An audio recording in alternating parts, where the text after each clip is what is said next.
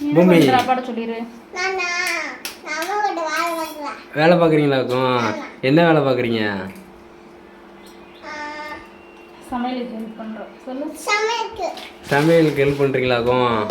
சரி. இன்னைக்கு என்ன சாப்பாடு சொல்லப்பட்ட? இன்னைக்கு என்ன சாப்பாடு நம்ம வீட்டில்? ஆம்லேட் வேற தோசையா? தோசை எங்க இருக்கு? பின்னாடி இருக்கா? இதுவா கரண்டி ஆம்லேட். கரண்டி ஆம்லேட்டா? ஆமா. என்ன வந்து கொஞ்சம் ஹீட் ஆயிடுச்சு. பாப்பா அவங்கள பேசிக்கிறேன். எங்கள் ஸ்டைலில் இப்படி தான் கரண்டி ஆம்லேட் போடுவோம். ப்ராப்பராலாம் போட மாட்டோம். அப்பப்போ இருக்கிறத வச்சு தெரிஞ்ச மாதிரி போட்டு சாப்பிடுவோம். நல்லா தான் இருக்கும். ஈஸியாக இருக்கும்.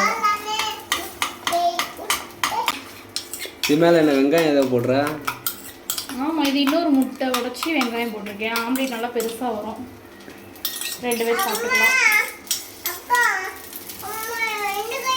இது கொஞ்சம் இதானதுக்கப்புறம் அப்படியே பெரட்டி போட்டுக்கலாம். வேணுன்னா பெப்பர் பொடி, வேறு ஏதாச்சும் 65 பொடி ஏதாவது கொஞ்சம் போட்டுட்டா டேஸ்ட்.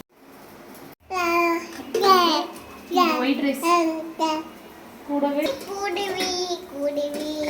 இது என்னது? இது வந்து கருப்பு சுண்டல், கொண்டக்கடலை சொல்லுவாங்கல்ல. கருப்பு கொண்டக்கடலையும் உருளைக்கிழங்கும் போட்டு குழம்பு வச்சுருக்கு.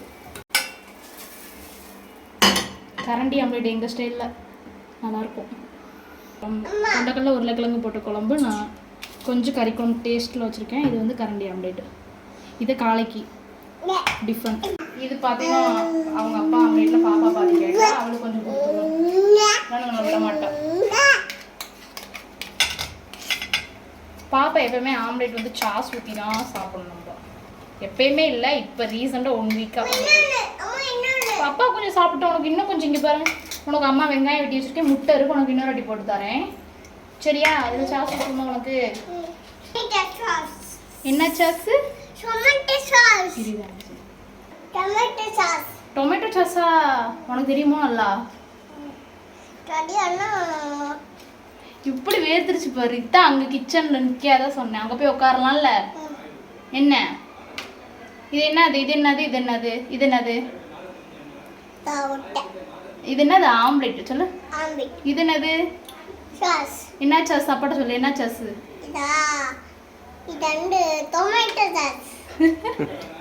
பாய். ஸ்டுடியோவில் பார்க்கலாம்.